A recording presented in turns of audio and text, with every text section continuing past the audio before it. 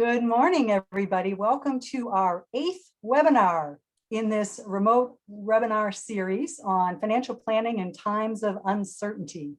We are going to give people a moment or two to join us in our virtual session here. So we'll be right back to kick off the show.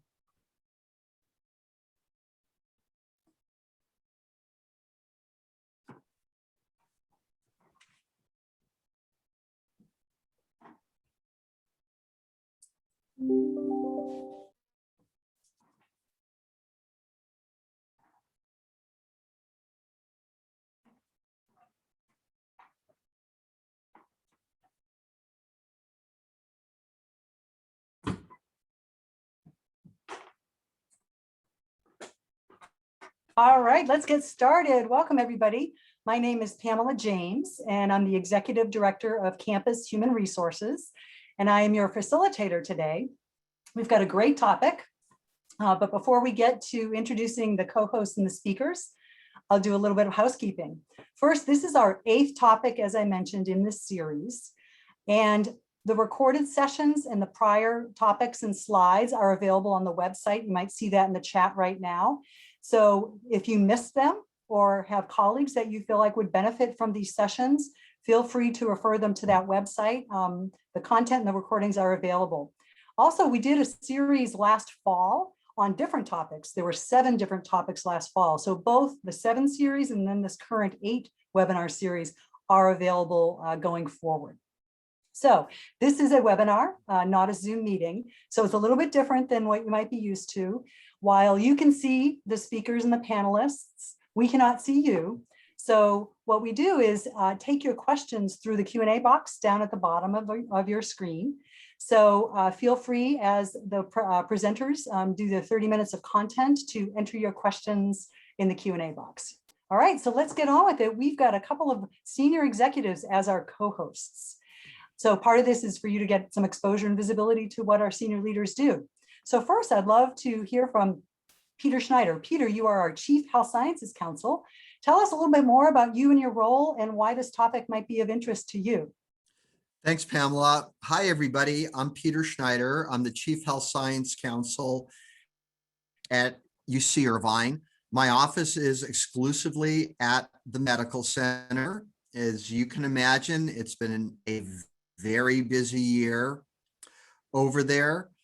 My team handles all of the legal issues that arise out of the healthcare enterprise, both from the academic side and from the clinical side. So that includes the School of Medicine, the School of Nursing, the program in public health, and the School of Pharmacy, as well as everything that goes on at UCI Medical Center and at our clinics that are all over Orange County at this point. So if there's a legal issue involving any of the 10,500 employees or the business of that enterprise, we are involved. This seminar, I think, is very timely and very important to me. I've been at the university for 22 years. And when I started, our health insurance was $47 a month on the PPO. And we had a defined benefit and a defined contribution program that was the old 2% and 4%. We only had one tier in the pension plan, and needless to say, things have changed a great deal. And COVID has only accelerated those changes. Like many of you, I have children, and it is important for us to make sure that they have what they need, that we have what we need, and that somewhere down the road, we can retire and retire securely. So I am very anxious to hear what both Rand and Andrew have to say. Great, thanks so much, Peter. Now on to Brian Hervey. Brian's our Vice Chancellor of University Advancement and Alumni Relations. So Brian, could you share a little bit about yourself and your interest in this topic? Absolutely. Well, thanks, Pamela. And good morning, everybody. Hope you're having a good week so far. So in my role, I oversee the Brilliant Future campaign. So the fundraising and alumni engagement of the campus, including the Alumni Association. I'm also the president of the UCI Foundation. And so I've been here at UCI about 6 years and have been in higher education for just over 20 years. Prior to that, I was actually a financial advisor and retirement planning specialist with Morgan Stanley. And so a lot of my job, especially as president of the foundation, is we oversee the endowment of UCI. So we manage about $1 billion, just over $1 billion currently for the campus to benefit UCI. And so I think this session this morning is so important because the strategy we're not phased when COVID happens or when the market goes up or down because we have a long-term strategy. And so we invest that money. We have a diversified portfolio of investments. And so we set that portfolio up to make sure that no matter what happens in the market within reason, we don't have to make changes, that we can just ride through and we'll be okay on the other end as market forces sort of come back into normal for whatever normal is, the new normal as we go forward. So I think this is a great topic. And I think as an individual, we should all be thinking in that same way is what is your strategy that leads you to retirement? How do you invest those assets so that market corrections or fluctuations don't give us stress, that we can just wade through that. And so we have two great speakers this morning, Rand Erickson and Andrew Smith, who are actually our UCI's dedicated Fidelity advisors. So they provide education programs and also one-on-one advice if you want to have a one-on-one session with them. So Rand joined Fidelity as a director and retirement planner in 2015. He's a chartered retirement planning counselor and a registered securities representative, and he holds a bachelor's degree from Brigham Young University. Andrew joined Fidelity in 2011 as a retirement planner. He's also a chartered retirement planning counselor and registered securities representative, and he holds a bachelor's degree in finance from Utah Valley University. So with that, I will hand it back. Thank you, Brian. It's a pleasure to be here. My name is Andrew Smith with Fidelity Investments. I'm very excited about this presentation. This is what I do all my days is I talk to UC members, exactly what Brian just mentioned. The times of uncertainty, the COVID, the markets up and down and seeing the accounts, what are the next steps?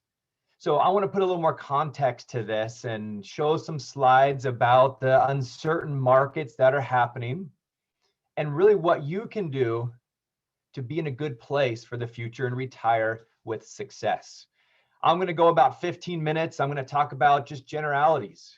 And then Rand will come on and he'll talk more UC specifics. And then of course, Q&A. We love the questions. Please ask as many questions as you can.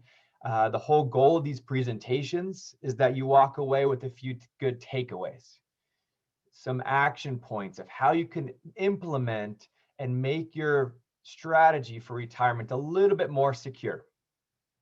So my name is Andrew Smith. As I mentioned, I am dedicated to UCI. I see a lot of familiar names that I've met with there on the participant list. As Brian mentioned, you can always reach out to us. We're always here to help out. We can present at your group meetings. And what I wanted to discuss in the next 15 minutes are a few of these questions that we see and we receive all the time. The one-on-ones that we give, we always have these questions here. And we have these questions that you see there. Should I move to cash now? How do I pull my money out of the market? What is the market? What is the stock market that affects my account balances? Should I change the way I'm investing? How do I put more into my retirement savings plan? All of those topics come up every day. I want to discuss these and how to combat this market volatility that we've been witnessing for the past few months and help out with some questions. All right, a few things I want to cover. You'll see here it shows, let me get through here. There we are. What's happening in the markets, importance of having a plan, some of the pitfalls that we see, and some things you can do now. Oh, let me go back on this one. All right, we'll stay here. This is perfect. So a year ago, talk about in times of uncertainty, it was March 13th of 2020 that Rand and I were there on site at UCI about to present in front of a large group. 2 days before that, we got notice that the group would not be in the session there. They will all be virtual. So from that time on, March 13th is when we left UCI. We became virtual. A lot of you went home as well.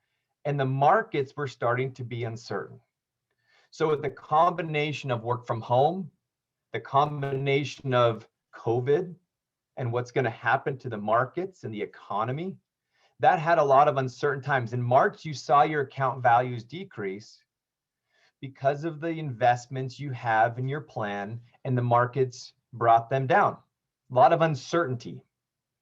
And there's been times of increase and decrease since then, but mostly the markets have come back, and now we are at a higher point than we were before.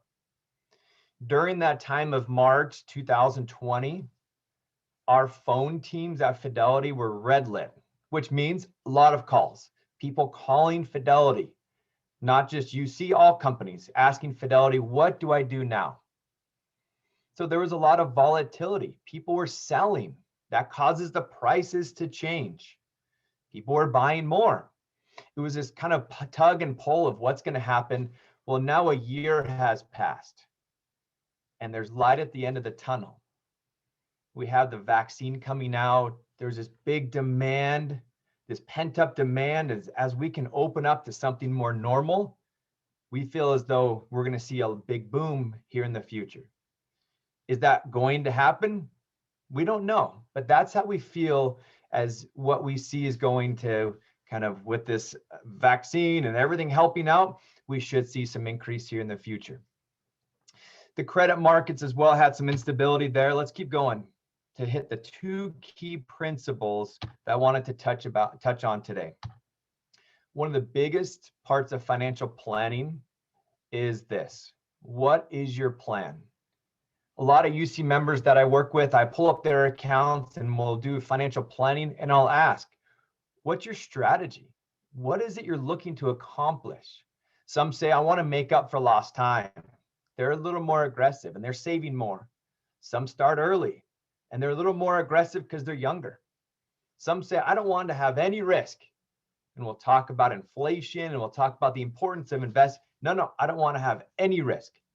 That's their plan. So the first takeaway from this is I would ask is, what is your plan in your accounts? Yes, your UC accounts we focus on in your retirement plans. What about an emergency fund? Times of uncertainty, it's good to have cash on the sidelines if anything happens like COVID. So what's your plan? And that plan, can you stay the course? Brian mentioned in the beginning, this big endowment, times of uncertainty and volatility, they choose investments that they don't have to go in and make a lot of changes all the time. And that could be in your accounts as well. Choose a plan and stay the course, even through these times of market volatility. I want to talk about a few things here. I really like this slide, other than there's a lot of information. It's kind of overwhelming. But what I want to show and what focus on is the far right-hand side and the far left-hand side. So growth, the conservative, we could say it this way. The far right-hand side is more aggressive. Left-hand side, as you see there, it's more conservative. I want to take a quick step back, more even basic than this. When you put money into your accounts at UC, from your paycheck, you're choosing an amount or a contribution. Money from your paycheck leaves your paycheck and it goes into the retirement accounts offered at UC. The pension that you have, that's all managed by UC. When your money gets into your voluntary accounts, you know them as your 403B and your 457 and your DCP. You do get to choose investments inside these accounts. Many times UC members ask, Andrew, when my money gets into my 403B, what interest does UC pay me? That's not how it works. You choose investments. Investments are ownership. You are buying shares of these investments. So what I mean by that is, as the money comes in, you get to choose how your accounts are invested. What's really nice about UC is that they have a default method if you don't want to make choices. It's called a pathway fund. Money from your paycheck leaves and it comes into the 403b. I don't want to choose investments. That is perfectly fine, because what we're about to discuss is all managed for you by UC. They're called pathway funds based on your age. When will you be 65? And you're in a pathway fund targeting when you'll be 65. So just know that your investments at UC are managed for you. But if you want to be a little more hands-on, you can. So let's talk about volatility and why do you see ups and downs in your accounts? If you're more aggressive, right-hand side, it says growth, you will see more volatility, ups and downs. If you're on the far left-hand side, conservative, you'll be more conservative, not as many ups and downs. So I want to talk about a few numbers we see here. The far right-hand side, it shows the average return is the top number, 8.98.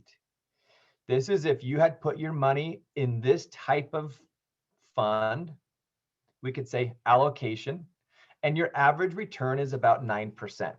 That's good.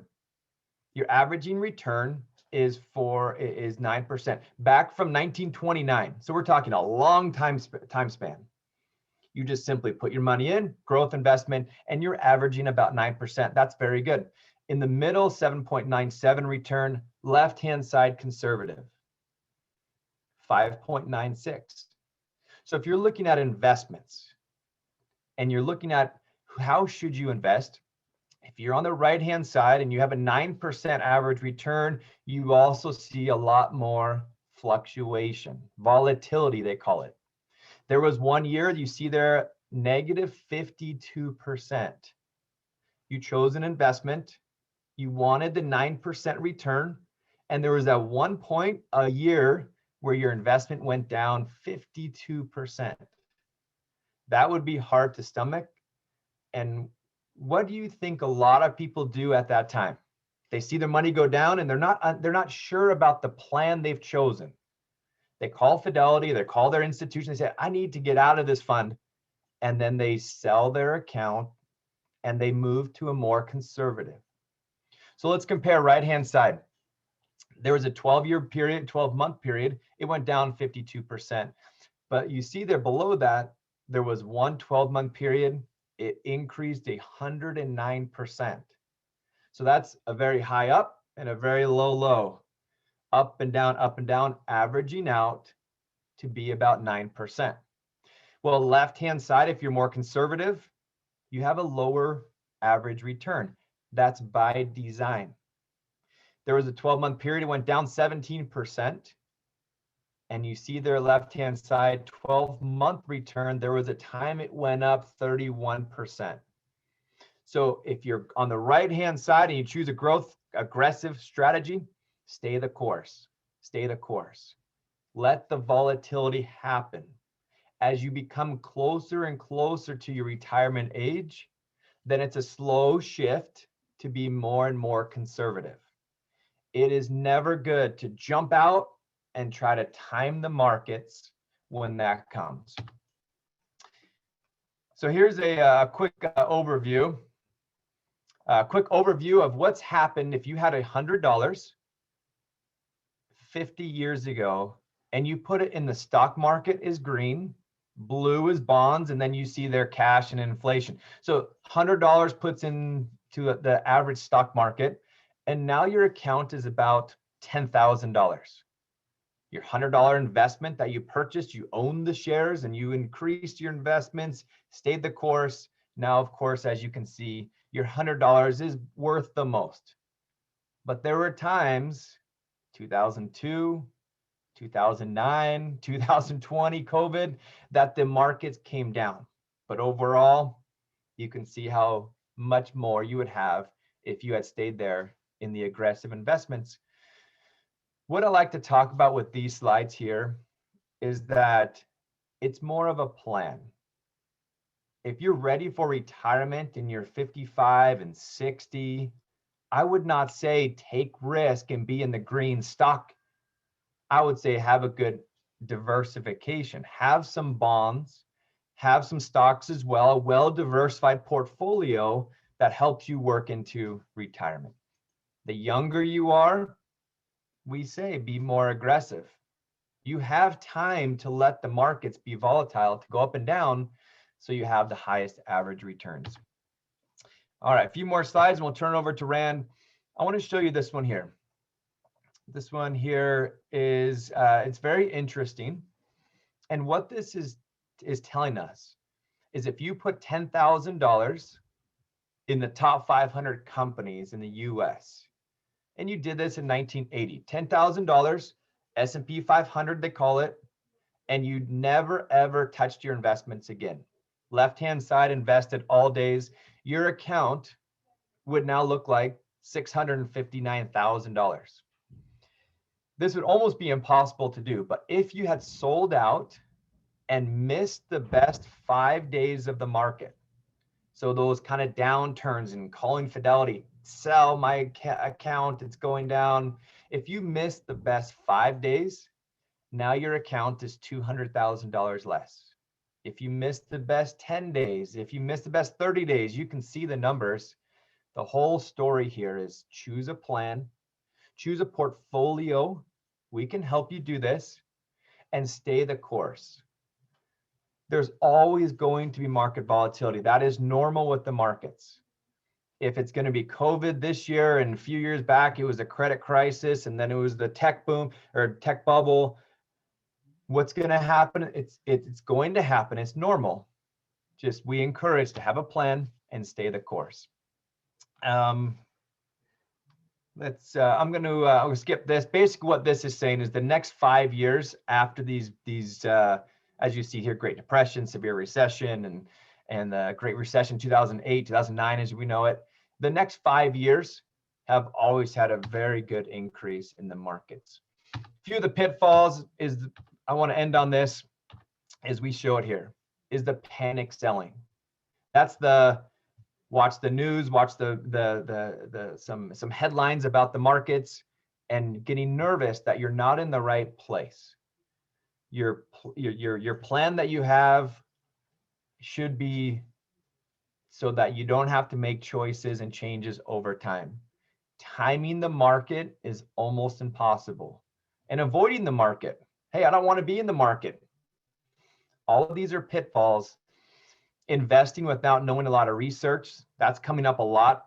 And then also just looking at investing as a one-time task. Choose a fund. If you choose the pathway funds, hey, that can be a one-time task. If you want to be more hands-on, you definitely can. I'm going to skip this to give some more time to Rand. It's everything we've talked about so far. Resources available to you. You can always reach out to us. The website, myucretirement.com, is very helpful.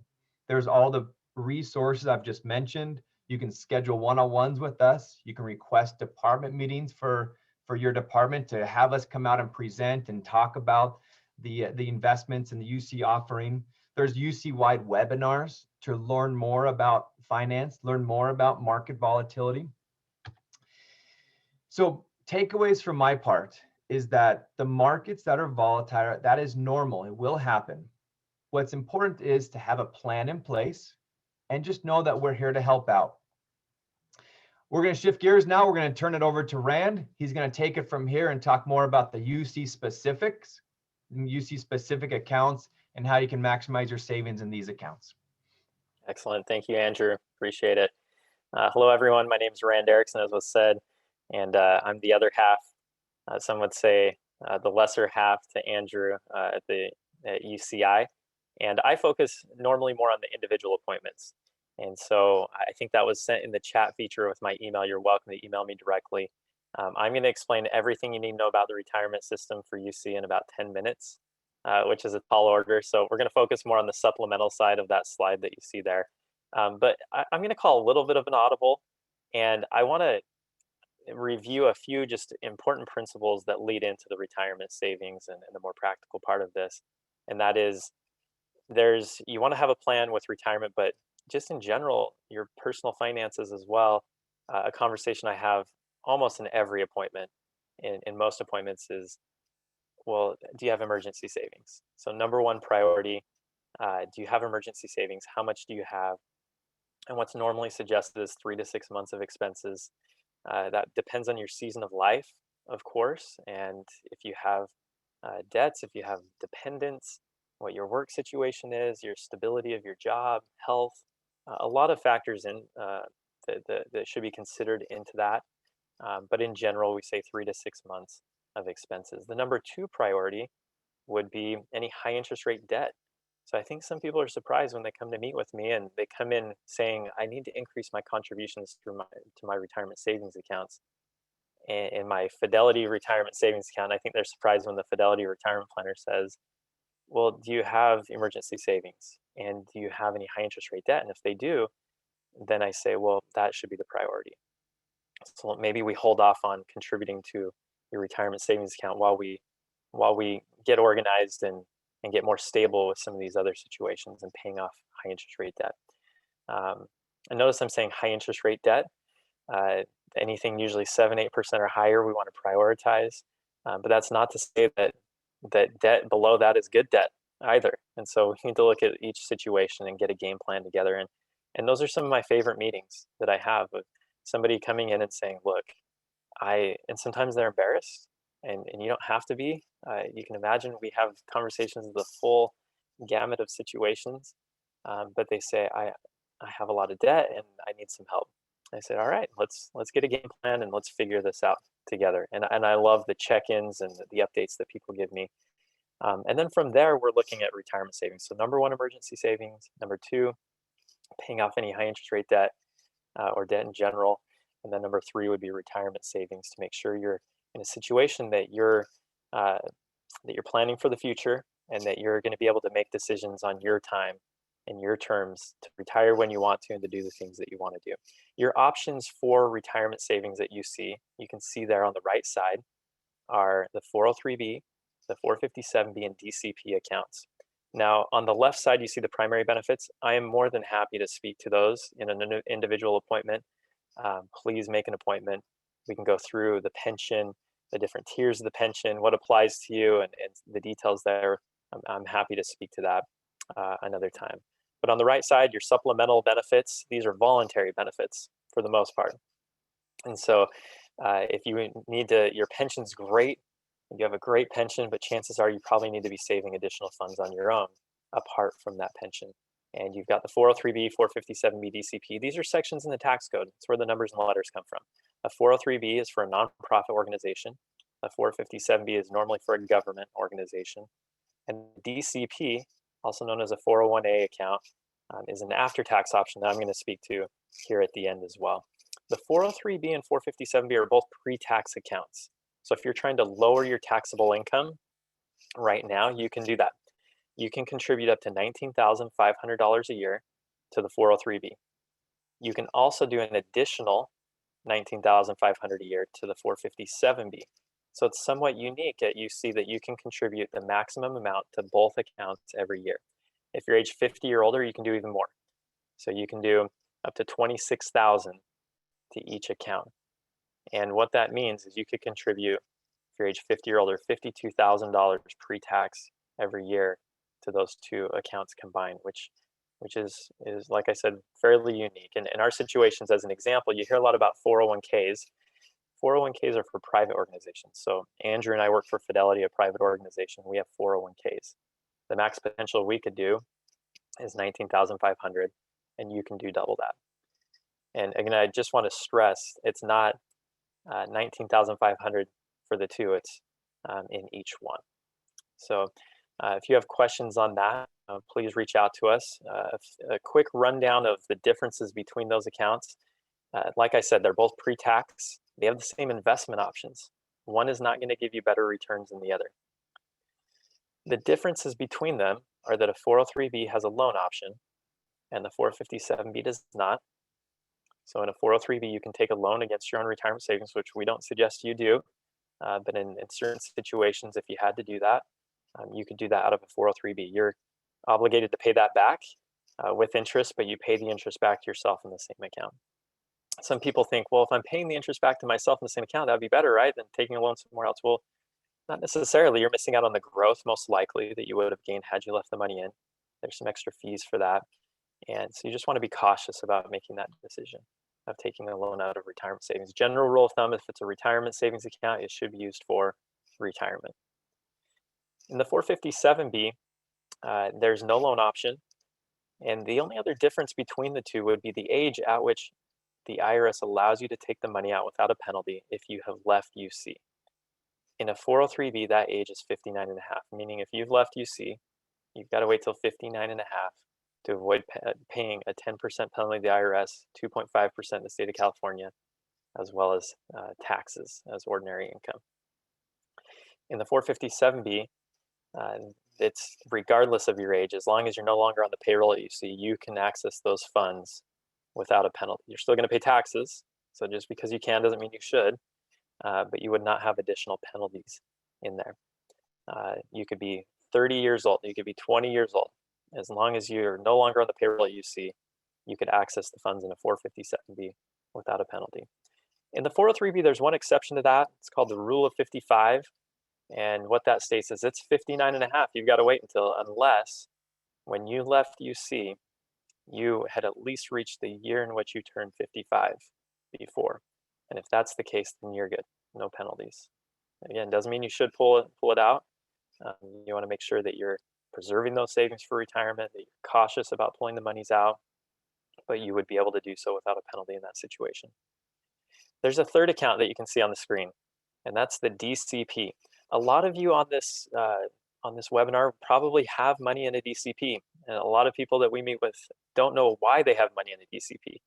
There are a few reasons why you might already have money in there. Historically, before 2010, if you were at UC as a career employee, as a full-time employee, you were most likely contributing 2% up until 2010. That ended in 2010, but you were contributing a mandatory 2% pre-tax to that DCP account.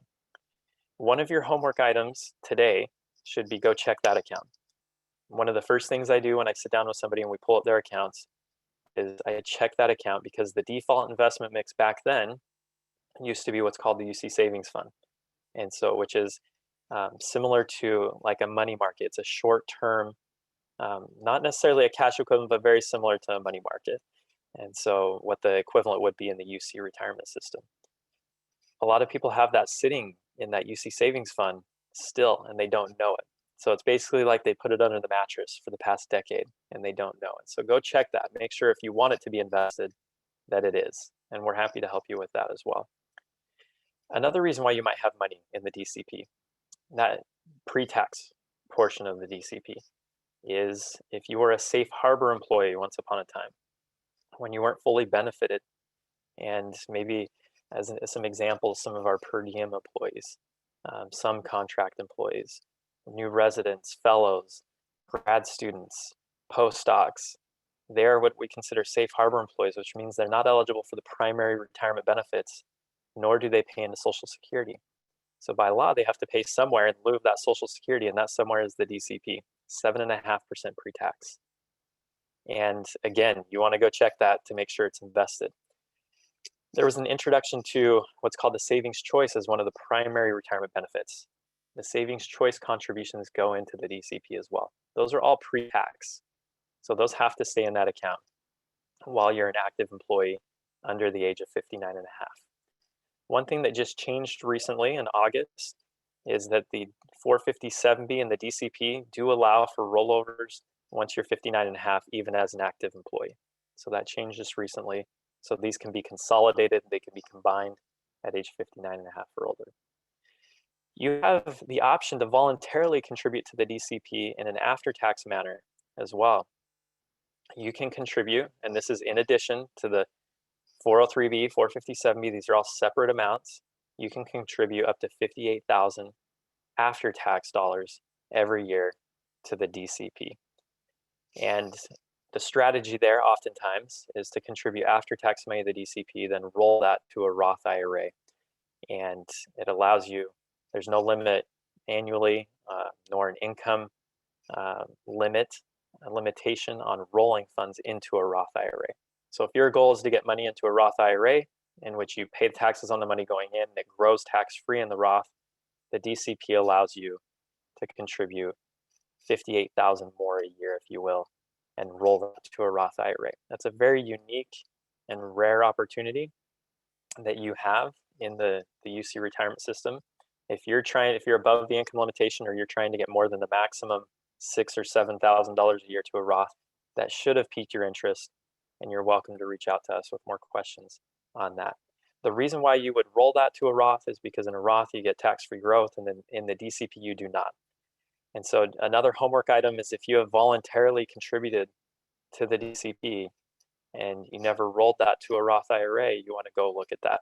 I'll come across some accounts sometimes when somebody didn't know they needed to roll it, or they've just forgot about it, and any growth that you incurred on the after-tax money in the DCP becomes taxable, whereas in a Roth IRA it would not be.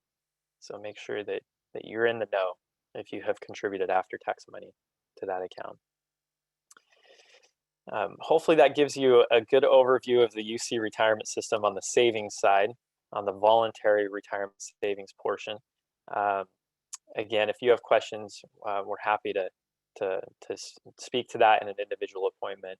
And we're all by virtual appointments right now by Zoom. You can see for one-on-one requests, you can see my email there. You're welcome to reach out to me directly. And then for a department meeting request, so Andrew, he is doing individual appointments right now as well, but we're kind of tag teaming. The demand's been pretty high. So usually appointments we put out on our scheduler get taken pretty quick, but you can just reach out to us directly. Andrew's happy to come to your department virtually and provide a lot of this information that we provide today. If you can think of a financial topic, he probably teaches a class on it. So keep that in mind.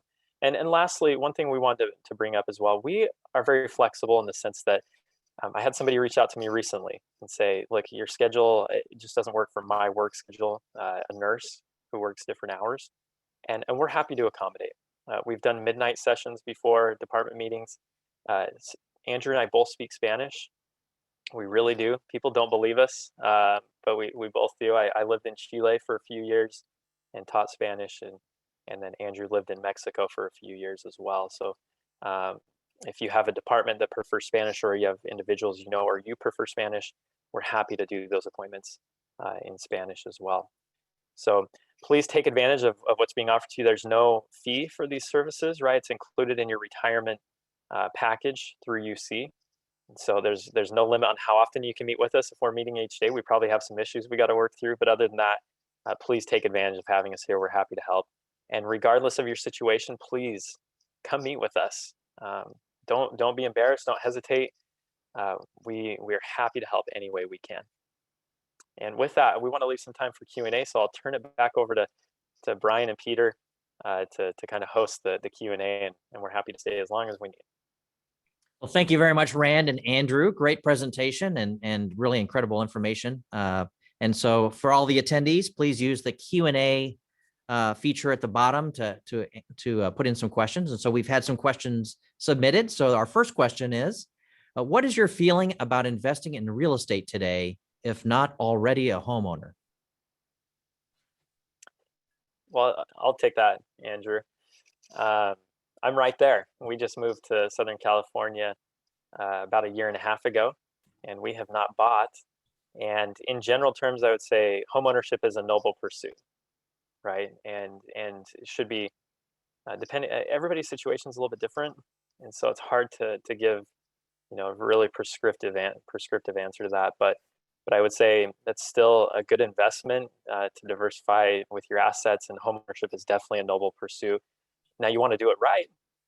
I meet with some people who come in and they have a lot of debt and they want to buy a house, and we have to sit down and talk about that and make sure that they're in a situation where they won't be house poor, right? And that they'll be able to when weather storms that come up, and there's a lot of added costs with a home. But absolutely, that should be part of the plan financially, and that's fine. Of course, there are other variables involved with your family and so on, and where you're going to live. But I would say definitely still a noble pursuit. Andrew, I don't know if you'd have anything else to add. I would I mean, that it all sounded good to me. I would say the interest rates, of course, are low now. So if it is the thought of should I wait or do you have a choice now? Interest rates are very low right now. But other than that, everything is, I'm in agreement. Yep. Yep. Do it right. Don't buy too much house. We see that quite often is the property, the property tax and the insurance, and then they take a loan from their 403B and now they're making a lot less and they have a lot more expenses. So just I think investing in real estate is good, just as long as it's done right and you're aware of what you're going into before you make that jump. And when we talk about asset allocation, we often talk about three main securities. We talk about stocks and bonds, right? Equities and debts, and then cash equivalent short-term investments. There really is another, which is real estate, and so that's definitely part of the program, right? With personal investing, absolutely should be a portion of pursuing real estate, depending on how you interpret that, whether it's your own home ownership or other investments as well. Great. Thank you both. We have another question. Once one leaves the university, do we still get to work with Fidelity and keep these accounts? I can take that one. Yeah, the answer is yeah, of course. Yes, we're more than happy to help out. So we work with a lot of retirees that they, of course, have left UC, but are still part of UC in retirement. We work with them, do planning, bring a spouse on. We do Zooms all together. If you have accounts at UC and you were to leave, and you still want to reach out to us and ask questions and ask some help, by all means, we'd be happy to do so. As long as you have over $2,000 in each of the accounts, you can keep the accounts here as long as you want at UC. Rand, anything else to add? That's great. Yeah, your relationship with us doesn't change if you leave. So we're happy to help. Thanks. You're on mute, Brian. Thank you for that. Sorry. Can you contribute to a 403B or 457B with after-tax contributions? In the UC system, you cannot. So there may be Roth options and other plans, but in the UC plan itself, to the 403B and 457, it's pre-tax only. Your only after-tax option would be that DCP account. If you are part of the pension plan, whoops, got lost here. The rollover for the defined contribution accounts are eligible after turning 59 and a half years or older, or once we leave the employer. I guess it's a question part statement.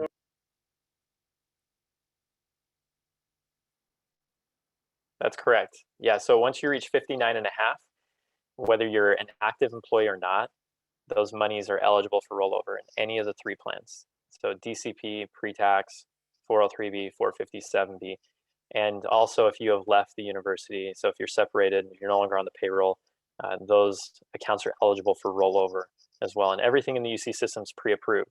And so very flexible. Reach out to us if you're trying to move money out, move money in. We're happy to help you either way, and we'll walk you through the process. Excellent. So after leaving UC, can I transfer or roll over money from a 403B to another pre-tax retirement fund provided by the new employer? Yes, the answer is yes. So you can roll to a new employer plan, to an individual retirement account. You can leave them in plan at UC. You can consolidate your UC accounts as well.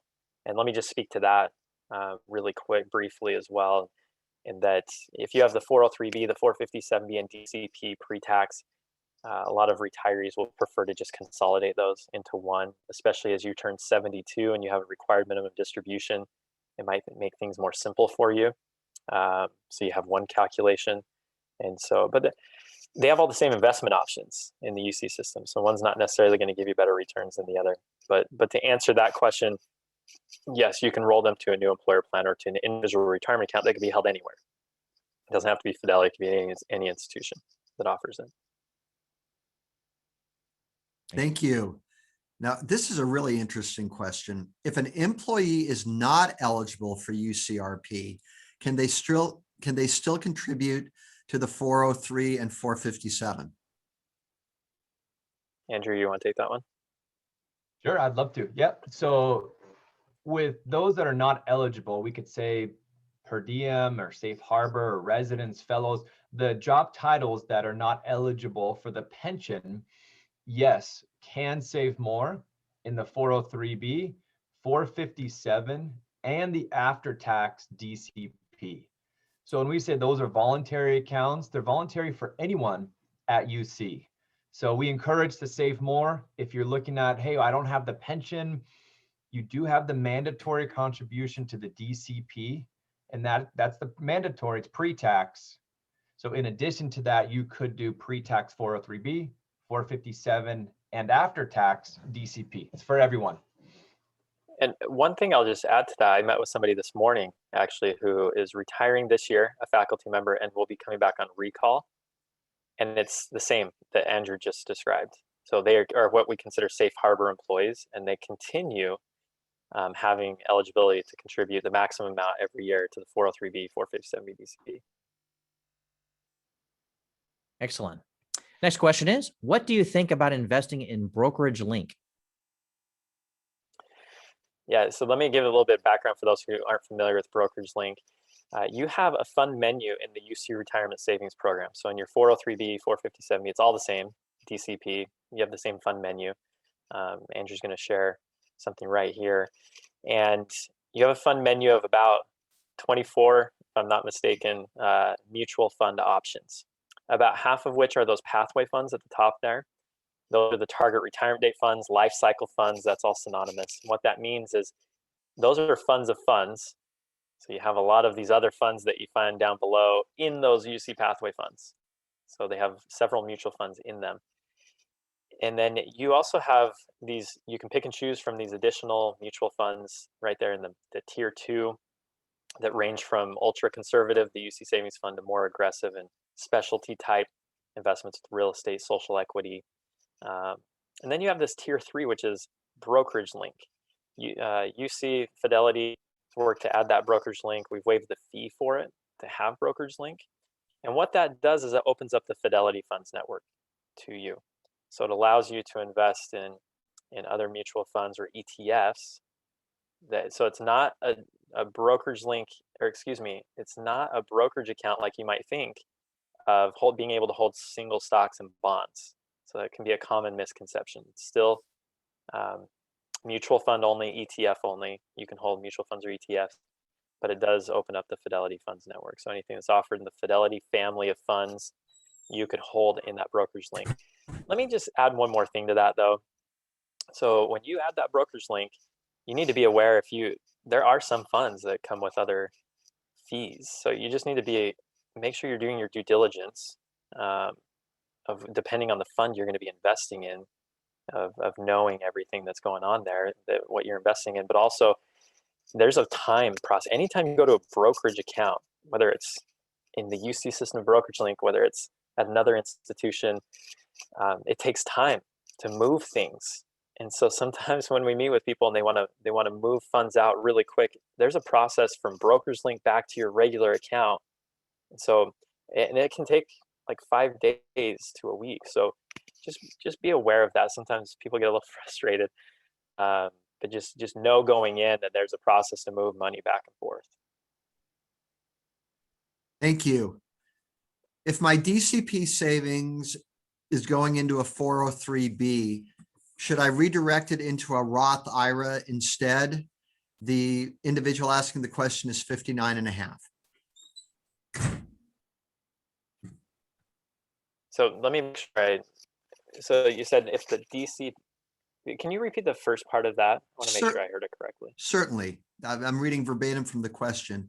If my DCP savings is going into my 403B, should I redirect it into a Roth IRA instead? I am 59.5. So I'd say whoever sent that question, reach out to me in an email, because I think there's a little bit of a misunderstanding of, so DCP money, DCP and 403B are separate accounts. So if you have money going into the DCP, maybe pre-tax, maybe that's what they mean. then in your 59.5, you could eventually get that money into a Roth, but you're going from a pre-tax account to a post-tax account, so there would be a taxable event. So you just want to be cautious about that. But if you had after-tax voluntary money going in, that is eligible immediately for rollover to a Roth. Andrew, did you catch kind of the same thing from the question? Anything else you'd add? Yeah, I just think it's a little misunderstanding of what the accounts are titled or listed as. So the DCP after tax can move out to the Roth. DCP pre-tax, it has to stay in there basically until you're 59.5, and then it would roll into your own account. It wouldn't go into your 403B until you left UC. So reach out to us. We can help you with that. Yeah, but if you do have pre and post-tax money in there, yes, post-tax money can be moved to a Roth immediately. Pre-tax money, if you're 59.5, yes, can be rolled over to the 403B as well. Great. So the next question is, I think I have a profit sharing plan, stocks, and 2 Roth IRAs. Can I change them to another administrator? We would refer you to stock plan services, Fidelity. If it's a Fidelity account, there's a specific division on, because that would be non-UC, what you just described, being profit sharing and stock plan. So reach out to us. We'll get you to the right place, but definitely outside our wheelhouse on that one. We'll get you to the right group that can help you, though, for sure. Great, thank you. This next question, I think, is one that is on the minds of a lot of people. What is the process for the DCP to Roth rollover? What is involved? I can take that, Rand. So the first step is to choose a contribution amount. It is a dollar amount from your paycheck into the DCP. So that will be after tax automatically. Any amount that leaves your paycheck that you've chosen into the DCP is after tax. So now inside your DCP, you have after tax money. This next step is you call Fidelity and you have them roll it into a Roth IRA. So if you have one open, it can be anywhere. It can be at any account, any company. You can have a Roth IRA, and the DCP rollover can happen into that Roth IRA. If it's at Fidelity, the Roth IRA, it's a phone call. Hey, Fidelity representative, my DCP after tax, let's move that into my Roth at Fidelity. It's a quick phone call. So we could say first step is choosing an amount to have in your DCP. Second step, we could say, is opening a Roth if you haven't had one already open. Third step is calling Fidelity and getting that money into the Roth IRA. I would like to add one more step, and this is really important, is when the money gets into the Roth IRA, wherever it is, make sure that you do choose investments inside the Roth IRA. I've had people say, hey, my Roth IRA at Fidelity is amazing, and my Roth IRA at Chase is terrible. So, well, it's not so much the account and where it's held, it's what investments you have inside that Roth IRA. So we can help you. You can reach out to Fidelity, but basically it's get money in the DCP from your paycheck, call Fidelity and have them roll it over into your Roth IRA. Excellent. So we have time for just one more question. And that question is, do you know or have input for life insurance? We are interested in life insurance that has an annuity advantage. What are your thoughts? And does Fidelity offer that? So Andrew and I have to be cautious on answering. We're not allowed to have our life insurance license, so we have to be cautious in answering that. But you can reach out. Obviously, you have options of different organizations, whether it be Fidelity, one of the investor centers. There are other institutions locally as well, other companies where they are allowed to have their life insurance license, and they can speak to that a little bit more. Now, having said that, you do have options through UC, and you want to reach out to the Employee Experience Center, to HR, your benefits team, and they can speak through some of those options that you have through UC as well. Well, thank you so much, everybody. We had about a dozen questions that we didn't have time to get to, so there's clearly a great deal of interest in this topic. So I want to remind everybody again, you can access Andrew and Rand pretty easily. So feel free to schedule those one-on-one appointments. Also, we will ask them to answer those questions and we'll send them out in an email to all of you within a couple of days. So first, thank you so much to our co-hosts, our senior executives helping with the Q&A here today and to enable our employees to get to know you a little bit.